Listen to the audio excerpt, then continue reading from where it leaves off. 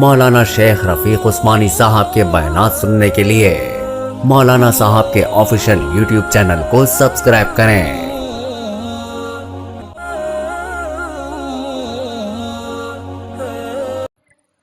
کہ وطن عزیز پاکستان بہت بڑی قربانیوں کے بعد ہمیں ملا ہے۔ آج ہم آزادی سے نمازیں پڑھتے ہیں، لاؤڈ اسپیکر میں کھلے عام اذانیں دیتے ہیں، مدارس مساجد قائم میں آباد ہیں۔ اس کے پیچھے لاکھوں ماؤں بہنوں اور بھائیوں اور بزرگوں کی قربانیاں ہیں۔ اس کے پیچھے علماء کرام کی ایک لمبی فہرست ہے جنہوں نے قربانیاں دے کر یہ آزادی ہمیں دی ہے۔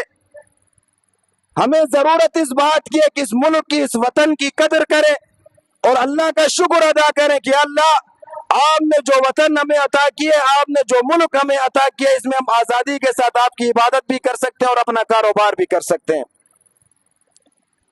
میرے واجب الاحترام، یہ جو آزادی ہمیں ملی ہے یہ ایسے ہی پلیٹ میں رکھ کر نہیں دی گئی ہے۔ اس کے پیچھے بڑے بڑے علماء کرام جن کو چمڑی اتار کر انہیں خنزیر اور سور کی خالوں میں بند کر کے درختوں میں لٹکایا گیا، اس کی آزادی کے لیے بڑے بڑے قرہ، بڑے بڑے علماء، بڑے بڑے فقہاء نے قربانیاں دی ہے۔ عوام الناس ماؤں بہنوں نے قربانیاں دے کر یہ آزادی ہمیں ملی ہے کہ ہم آج آزادی کے ساتھ اپنی عبادت گاہوں میں عبادت کرتے، اپنی تجارت کرتے، اپنی کاروبار کرتے، آزادی سے گھومتے پھرتے۔ لیکن یہ وہ وطن ہے، یہ وہ مٹی، اللہ تبارک و تعالیٰ نے اس مٹی میں ایسی تاثیر رکھی ہے، یہاں سے ایسی ایسی تحریکوں نے جنم لیا جنہوں نے کفر کے بڑے بڑے محاذوں کو ہلا دیا۔ اس مٹی سے جنم لینے والے ایسے ایسے بہادر اس وطن کے سپوت پیدا ہوئے جنہوں نے بڑے بڑے کفار، بڑے بڑے فرعونوں کے عمارتوں کو ہلا کر رکھ دیا۔ یہ وہ وطن ہے جس نے ہمیشہ مظلوم کی حمایت کی اور ظالم کی مذمت کی، ہمیشہ ظالم کے مخالف میں بولتے رہے۔ یہ وہ وطن ہے جس نے برما کے مسلمانوں کے اوپر جب ظلم ہوا تو یہی پاکستان کے مسلمان ہیں جو میدان میں نکل کر برما کے مسلمانوں کی حمایت کرتے ہوئے نظر آتے ہیں۔ جب بنگلہ دیش میں مسلمانوں کے اوپر ظلم ہوا، اسی وطن کے مسلمان میدان میں نکلتے ہیں۔ بظاہر کہ مسلمان حکمران مخالفت بھی کرتے رہے، راستے بھی روکتے رہے، لیکن یہاں کا مسلمان اتنا غیرت مند تمام پابندیوں کو عبور کرتے ہوئے مسلمانوں کی حمایت میں روڈ پہ نکلتے ہوئے نظر آتے ہیں۔ عراق، شام، لبنان، یمن میں جب مسلمانوں کو پر ظلم ہوتا ہے، یہی پاکستان کا مسلمان روڈ پہ نکل کر ان کی حمایت میں بولتا ہے، دشمنان کی آنکھوں میں آنکھیں ڈال کر بولتا ہے۔ یہ وہی مٹی ہے جہاں سے اس طرح کے بہادر نوجوان پیدا ہوئے ہیں۔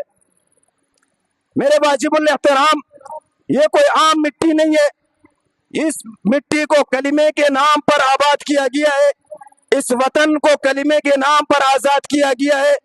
اس کو آزاد کرنے کا مقصد یہاں پر خلفائے راشدین کا نظام نافذ کرنا تھا۔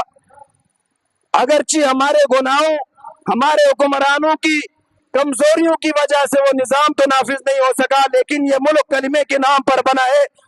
یہاں پر اکثریت آبادی مسلمانوں کی ہے، محمد الرسول اللہ صلی اللہ علیہ وسلم کے غلاموں کی ہے، رسول اللہ صلی اللہ علیہ وسلم کے عاشقوں کی ہے، رسول اللہ صلی اللہ علیہ وسلم کے نام لینے والوں کی ہے۔ اس لیے یہ وطن کبھی بھی دب نہیں سکتا ہے، یہ کبھی بھی کسی کے سامنے جھک نہیں سکتا ہے۔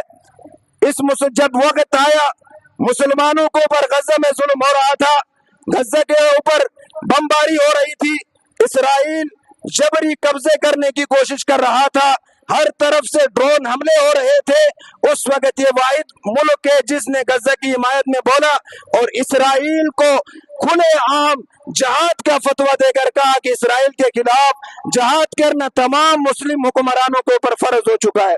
یہ وہ واحد ملک ہے جس نے یہ فتویٰ جاری کیا، جہاں کے علماء نے، جہاں کے عوام نے اپنے جذبے کا اظہار کیا۔ اسلام آباد جیسے حساس شہر کے اندر بڑے بڑے مارچز کر کے، بڑے بڑے جلوس کر کے اسرائیل کو یہ پیغام دیا میڈیا کے ذریعے کہ غزہ تنہا نہیں ہے، غزہ کے مسلمان تنہا نہیں ہے، پاکستان کا مسلمان کا خون غزہ کے مسلمانوں کے ساتھ دوڑتا ہے، غزہ کے مسلمان تنہا نہیں ہے، اسرائیل کل بھی دہشت گرد تھا، آج بھی دہشت گرد ہے۔